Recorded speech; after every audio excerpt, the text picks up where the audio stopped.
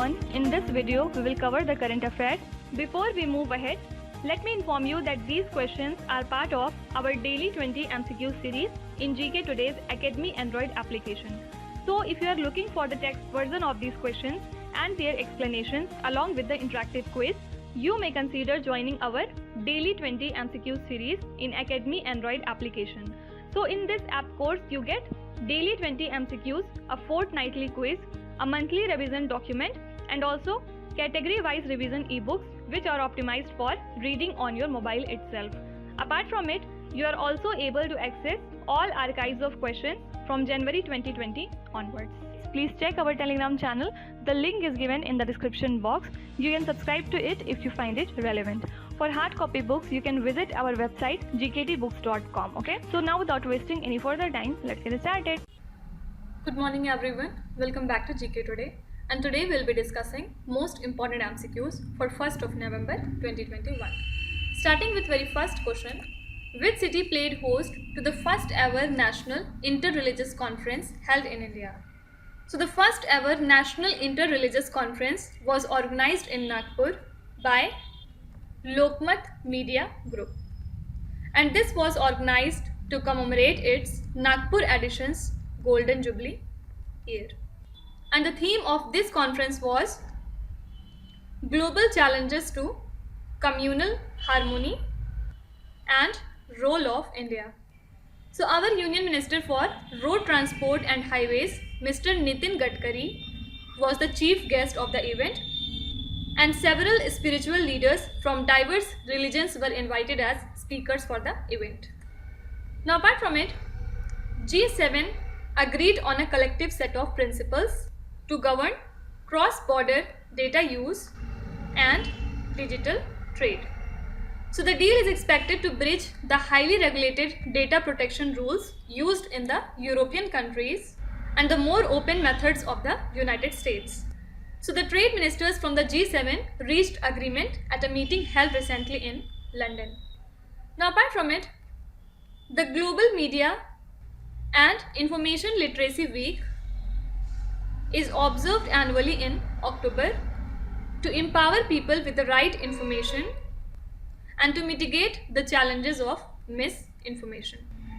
So this year, from 24th of October to 31st of October, marked the 11th annual observance of the event, and the host for 2021 Global Media and Information Literacy Week is South Africa, co-organized by UNESCO, and this year theme was Media and Information Literacy for Public Good. Fine. Also in the previous lecture we have seen that host of International Film Festival of India 2021 is State Goa. Question number 2, which is the first airline to launch direct flights from Srinagar to Sharjah? So India's low-cost airline Go First became the first airline to launch direct flights from Srinagar to Sharjah. And the Union Home Minister Amit Shah flagged off the first international flight services from Srinagar to Sharjah from Sheikhul Alam International Airport in Srinagar. And this is expected to enhance the economic bonds between India and UAE. Also, Go First will operate 4 flights every week between Srinagar and Sharjah. So correct answer is B option. Now apart from it, India's first indigenous aircraft carrier IAC Vikrant has recently begun its second phase of sea trials ahead of its planned induction into the Indian Navy by August 2022. So the warship will operate MiG-29K fighter jet, Kamov-31 helicopters, MH-60 Romeo multi-role helicopters, etc. And it is a 40,000 ton aircraft carrier and the largest and most complex warship to be built in India. So recently IAC Vikrant has successfully completed 5-day sea trial in the month of August. Now apart from it, Prime Minister Narendra Modi is set to inaugurate Kushinagar International Airport in the state of UP, which is aimed to boost tourism on Buddhist circuit.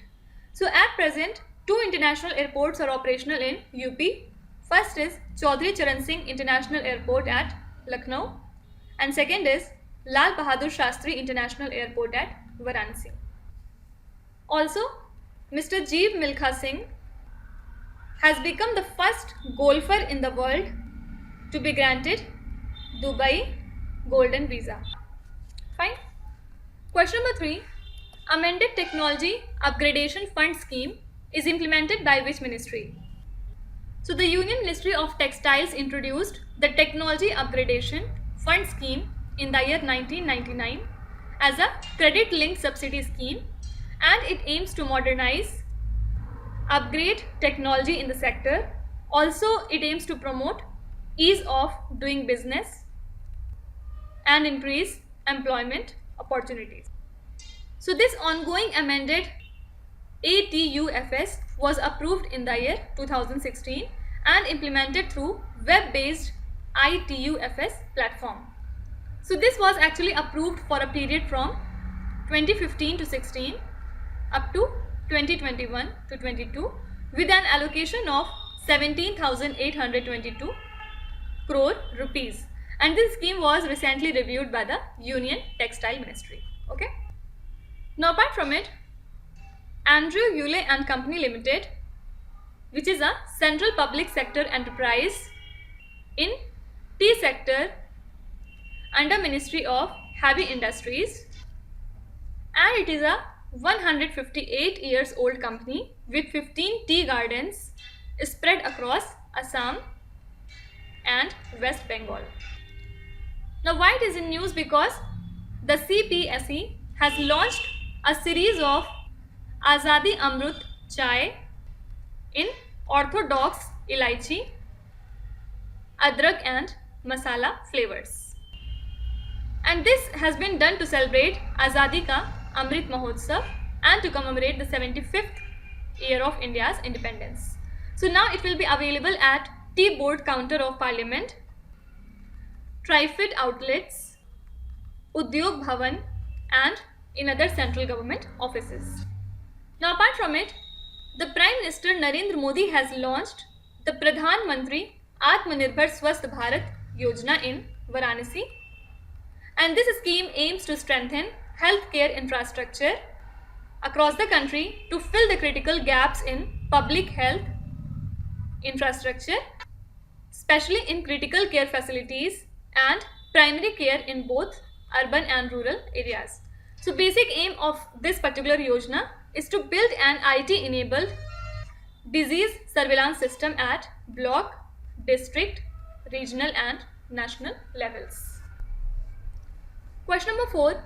When is the World Development Information Day observed every year?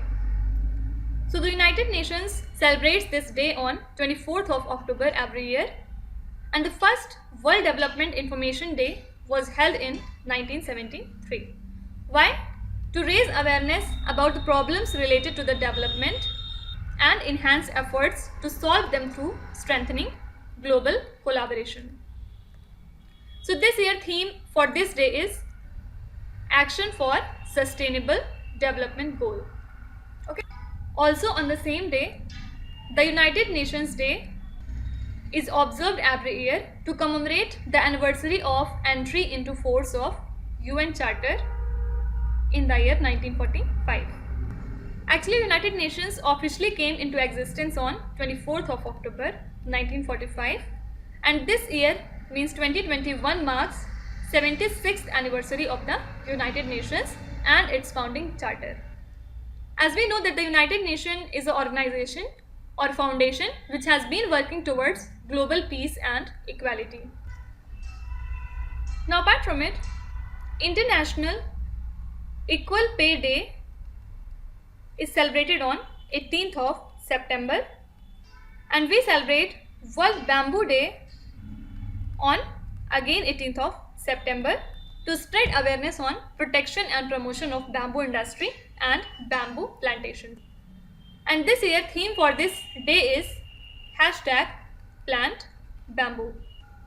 Then we observe World Water Monitoring Day on 18th of September to increase public participation and awareness regarding water resources and monitoring around the world. And this year theme was valuing water. Then we observe World Pharmacist Day on 25th of September to recognize the role of pharmacist, and this year theme is pharmacy, always trusted for your health. Now you have to tell me, when do we observe World River Day? Please write your answers in the comment section. Question number 5. Which country has declared ambassadors from Western countries as persona non grata? So Turkish President Tayyip Erdogan has ordered his foreign ministry to declare 10 ambassadors from Western countries as persona non grata. And this decision has been taken after the ambassadors of 10 countries including US, German, France, Norway, Sweden, etc. were calling for the release of philanthropist Osman Kavala. And what is this? Actually, this can remove the diplomatic status and results in withdrawal of recognition of envoys. And Osman Kavala has been in jail for more than 4 years over protest and a coup attempt. Now apart from it, recently Financial Action Task Force has added 3 new countries in its grey list. And which are these countries? Turkey, Jordan and Mali. And not only this, FATF has also retained Pakistan in this list. Earlier, in the month of June, 4 countries had been added to this grey list: Philippines, Haiti, Malta and South Sudan. And talking about Turkish Grand Prix, Mercedes driver Valtteri Bottas have secured the first rank, while Lewis Hamilton has achieved 5th rank in this particular competition. Okay. Question number 6. Kittur Chennamma, one of the first women freedom fighters, was the queen of which present-day state? So she was the queen of Kittur, which was a princely state in the present-day Karnataka, and she was one of the first Indian rulers to lead an armed revolt against the British East India Company in 1824, protesting the doctrine of lapse, which was introduced by Lord Dalhousie. So now every year in the month of October, since 1824, Kittur Utsav has been observed to commemorate Kittur Rani Chennamma's rebellion, and hence this day was observed recently. Now apart from it, Karnataka government has notified the new laws that bans online betting games, and hence the state legislature has passed amendments to Karnataka Police Act 1963.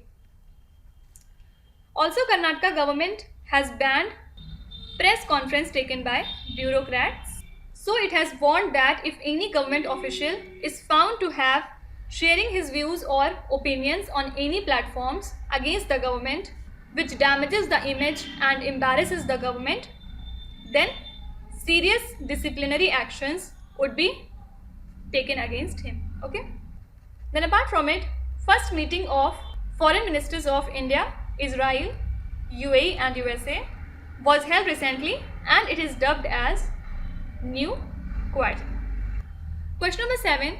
The Indian Navy's first training squadron arrived in which country recently as a part of the training program? So the Indian Navy's first training squadron arrived in Sri Lanka on a mission aimed at exposing young officers to overseas deployments and aspects of maritime diplomacy. So the training squadron comprises of 7 indigenously built ships: Indian naval ships Tir, Sujata, Magar, Shardul, Coast Guard ship Vikram, and 2 sail training ships, INS Sundarshini and INS Tarangini, from the Southern Naval Command headquartered in Kochi. Now apart from it, recently Sri Lanka has received non-harmful nano-nitrogen liquid fertilizer from India to boost their cultivation.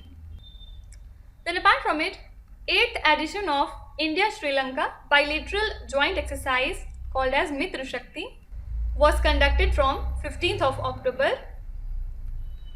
at Ampara in Sri Lanka. Also last month, Sri Lanka had declared a state of emergency over the food shortage after the private banks there ran out of foreign exchange to finance their imports. Okay. Question number 8. Which country launched the Syracuse 4A satellite to enhance the communication of its armed forces? So France has successfully launched this particular satellite into its orbit, and it is a state-of-the-art satellite designed to allow France's armed forces across the globe to communicate swiftly and securely. So the Ariane 5 rocket carrying this particular satellite took off from Kourou in French Guiana. And this satellite has anti-jamming antenna and digital transparent processor on board, and it can guarantee a high resistance to extreme jamming methods. Fine. Now in the previous lecture we have seen that recently South Korea has launched its first homegrown rocket named as Nuri. Then DART mission of NASA, that is Double Asteroid Redirection Test, is set to lift off on 23rd of November aboard SpaceX Falcon rocket from Vandenberg Space Force Base in California. And after this launch, NASA will test its asteroid deflection technology in September 2022 to see the impact of motion of a near-Earth asteroid in space. Also, UAE has announced to send a probe to land on an asteroid between Mars and Jupiter to collect data on the origins of universe. Okay. Question number 9. Shijian 21 is a satellite launched by which country recently? So this satellite, which has been named after the Chinese word practice, was launched by China recently, and it was launched atop of Long March 3B rocket that was launched from Xichang Satellite Launch Center. But this launch has been questioned by experts that it can be used as a weapon which is capable of grabbing hold of and crushing American satellites. On the other hand, as per the China Aerospace Science and Technology Corporation, the satellite is tasked with demonstrating technologies to neutralize space debris. Fine. Now apart from it, 43 countries called on China at United Nations to ensure the rights and respect of Muslim Uyghur community in Xinjiang. And the declaration signed by USA, European countries, Asian countries and others spoke of inhuman treatment, forced sterilization, sexual and gender-based violence and forced separation of children are going on in there. Okay, so that's why China has been called on at the United Nations to ensure the rights of Muslim community there.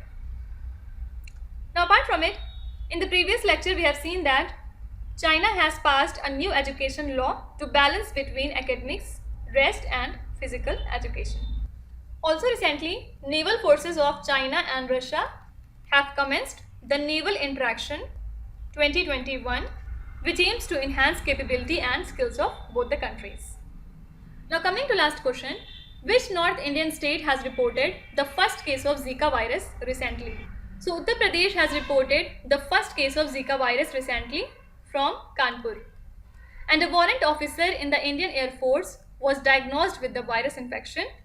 Also earlier we have seen that Kerala was the first state to have reported a case of Zika virus in a pregnant woman on 8th of July. And a high alert was subsequently issued in the state. And right now Kerala has more than 60 Zika virus cases. Okay. Now apart from it, Government of India has proposed to set up Vishwakarma Vatikas at Hunar Haat in the state of Uttar Pradesh, which will aim to showcase traditional skills and craftsmanship of artisans there. Also, UP government has directed all the state secondary schools to set up Arogya Vatikas on their school premises. So as per the state government, it will basically help in conserving the environment as well as in boosting the immunity and well-being of students. and the order further states that all students should be made aware of the medicinal value of the plants. Now let's start with today's quiz. Here on the slide you can see 5 questions which have been taken from the past 3 days current affairs. Pause the video and try to solve each of these questions, and at the end of the lecture do not forget to share your scores in the comment section. So please be honest and do not cheat with yourself. So that's it for today. I hope you have liked the session. These were the important news and events from today, and we will meet again tomorrow with some more important current affairs. Till then, stay tuned. Thank you so much for watching, and please do not forget to subscribe to GK Today. With this, me Nuzhat Sana signing off.